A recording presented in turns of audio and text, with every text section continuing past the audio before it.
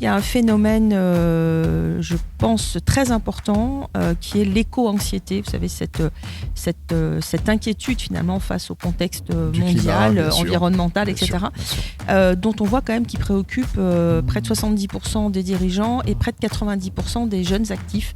Donc ça aussi, ça ne vient pas améliorer notre santé mentale.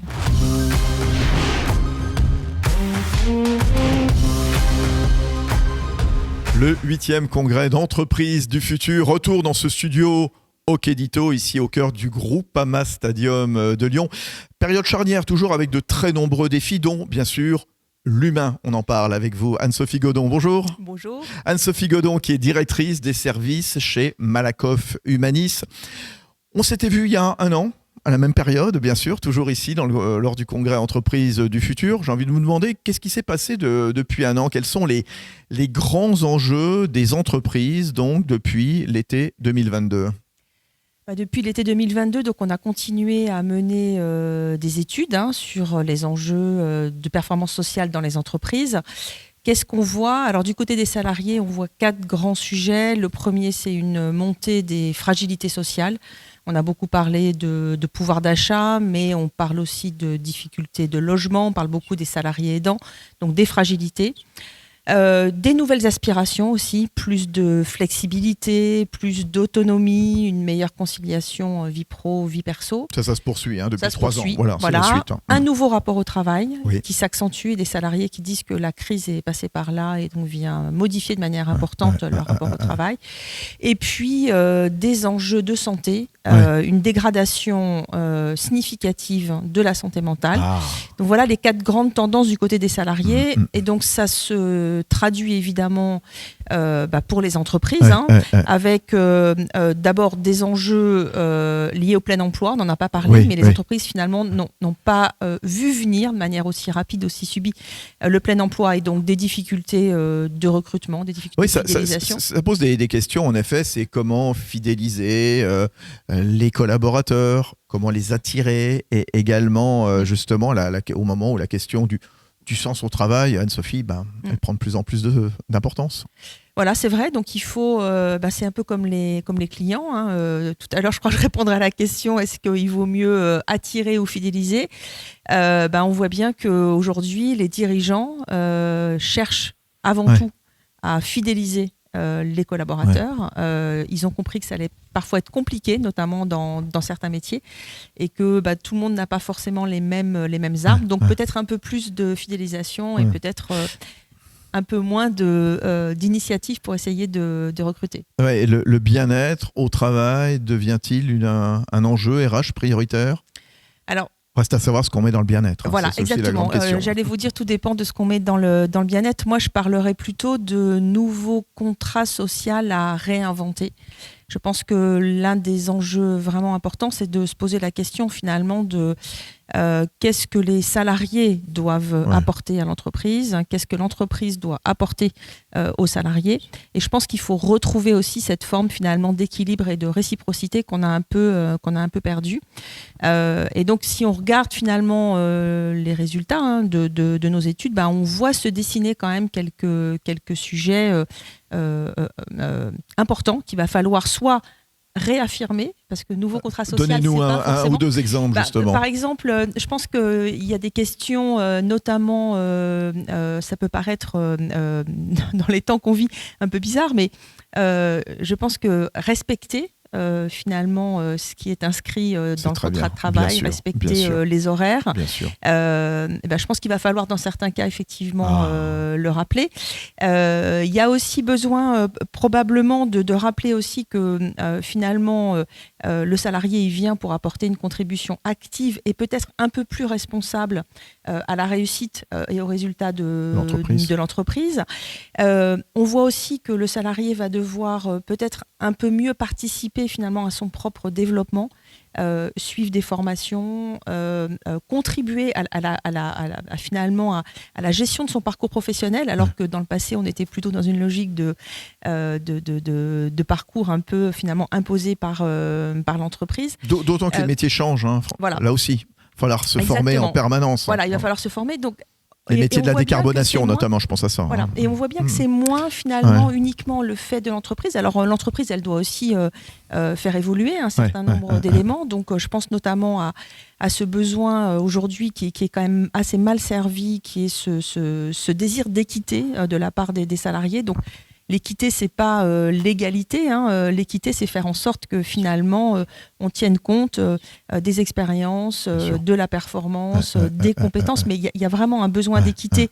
Et on voit que les entreprises s'y appliquent déjà un peu, mais peut-être pas suffisamment.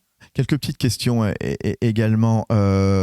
Au moment où on est passé l'allongement de la durée de vie, la retraite portée à 64 ans, c'était le grand débat de ce printemps, justement, se posait déjà la question, et on en avait parlé, Anne-Sophie Godon, l'an dernier, de l'allongement de la durée de vie professionnelle. Évidemment, question qui a repris un peu plus d'importance, évidemment, à la suite du vote de cette réforme. Qu'est-ce que ça induit justement en matière de formation, d'organisation du travail, de santé des collaborateurs également? Alors, je crois que c'est évidemment un point très important. Aujourd'hui, on a près de 30% des salariés qui ont plus de 50 ans. Oui. Donc, c'est 10 points de plus qu'il y a 20 ans. Donc, je pense qu'on n'a pas forcément vu venir ce phénomène. Mais finalement, l'allongement de la vie professionnelle, la réforme des retraites est venue finalement amplifier un phénomène qui était déjà entériné, amplifié, bien sûr. Alors évidemment, ça pose des questions. Ça pose des questions en termes d'emploi, ça pose des questions en termes de santé, parce qu'en vieillissant, malheureusement, on voit se développer des pathologies. Ça pose des questions en termes d'adaptation des conditions de travail, ça pose des questions en termes de gestion des compétences, ça pose des questions en termes de transmission des compétences. Voilà, donc des enjeux très importants dans les entreprises. Vous avez évoqué tout à l'heure, lorsque vous faisiez en préambule un peu votre panorama de ce qui apparaissait dans les remarques des salariés et des employeurs, justement, la notion de santé mentale, la santé mentale du collaborateur, la santé également du dirigeant. Est-ce que ce sont des sujets qui prennent de plus en plus d'acuité ? Et comment y répondre ? Alors de manière extrêmement claire, je pense qu'on voit globalement d'ailleurs dans la population française monter les enjeux de santé mentale. Oui. Quand on regarde dans les entreprises, finalement, on retrouve ces mêmes enjeux qui trouvent leur origine dans 3 grands espaces. Le premier, c'est la vie professionnelle. Donc finalement, il y a une partie de la santé mentale qui se trouve impactée par nos conditions de travail. Il y a une autre partie par notre vie personnelle et c'est à peu près la même chose. Donc c'est à peu près un tiers des salariés qui nous disent c'est mon travail, un tiers qui nous disent c'est ma vie personnelle. Donc les situations compliquées, le décès, mais la parentalité, les danses, etc. Un tiers qui nous dit c'est un peu des deux, donc c'est finalement un mélange des deux et souvent c'est finalement ça qui va faire qu'au bout d'un moment on va prendre un arrêt maladie. Et puis il y a un phénomène, je pense, très important qui est l'éco-anxiété. Vous savez, cette inquiétude finalement face au contexte mondial, climat, environnemental, bien etc. sûr. Dont on voit quand même qui préoccupe près de 70% des dirigeants et près de 90% des jeunes actifs. Donc ça aussi, ça ne vient pas améliorer notre santé mentale. Oui, alors que paradoxalement, c'est une opportunité de développement, de croissance, de nouveaux métiers aussi. Ouais. De nouvelles activités, voilà. Donc, mais on n'y est pas encore. Non, et aujourd'hui, on est dans la phase un peu dure où on prend conscience de tout ça et on ne voit pas encore de solution. Merci beaucoup Anne-Sophie Godon. Anne-Sophie Godon, la directrice des services de Malakoff Humanis. Vous êtes prête à répondre à Noémie Tillemont? Je suis prête. Les 3 questions au Kédito, c'est tout de suite. Chez Malakoff Humanis, est-ce que vous êtes plutôt physique ou digital ? Alors ça c'est une bonne question. On est un peu des deux et en fait finalement on cherche à combiner utilement le physique et le digital, à la fois en fonction de ce que nos clients souhaitent, parce que c'est quand même important de leur laisser la possibilité finalement d'interagir avec nous de manière physique ou digitale. Aussi en intégrant finalement la voix des collaborateurs, parce qu'on cherche à supprimer tout ce qui finalement apporte peu de valeur vu du point de vue du collaborateur. Et puis on intègre aussi dans cette réflexion la question du coût, évidemment, parce que comme n'importe quelle industrie, on a besoin de tout faire pour maîtriser nos coûts. Donc parfois le digital présente un intérêt. on se posait la question de comprendre chez Malakoff Humanis, est-ce que vous travaillez plutôt votre newbies, la recherche de nouveaux clients, ou la valeur vie client, la pérennité de ceux qui sont déjà là? Alors ça dépend beaucoup finalement des années. Il y a des cycles, sachant que quand même le métier de l'assurance est un métier de stock, hein, donc on a plutôt finalement, et nos clients d'ailleurs ont plutôt intérêt à être fidèles parce que c'est finalement dans cette durée qu'on arrive à trouver des leviers, notamment pour maîtriser la sinistralité ou optimiser les bouquets de garantie et de services. Donc on est plutôt globalement dans des phases de fidélisation. Voilà, ce qui est aussi un très joli métier parce que ça impose une attention permanente à nos clients, mais on est évidemment toujours heureux d'accueillir de nouveaux clients. Et dernière question, si Malakoff Humanis était un sport, lequel serait-il? Alors cette question, elle nous a beaucoup fait sourire. On a beaucoup réfléchi. On a eu des propositions d'ailleurs rigolotes de mon équipe qui proposait que je vous soumette l'idée du Quidditch.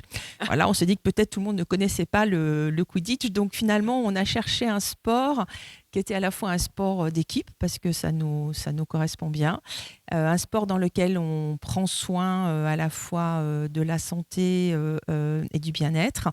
Voilà, et donc en fait, celui qui nous est finalement venu à l'esprit, c'est le CrossFit, pratiqué donc dans une dimension collective, parce que dans le CrossFit, on retrouve finalement beaucoup de choses qui nous ressemblent. Donc d'abord le travail en équipe, l'entraide, la coopération, le fait que ça promeut des pratiques optimum en matière d'hygiène de vie, parce que ça recherche aussi la santé et le bien-être. Et puis il y a un petit côté challenge aussi, voilà, qui fait qu'il y a de la motivation derrière tout ça. Voilà, donc c'est pour toutes ces raisons qu'on vous propose le CrossFit. Merci beaucoup.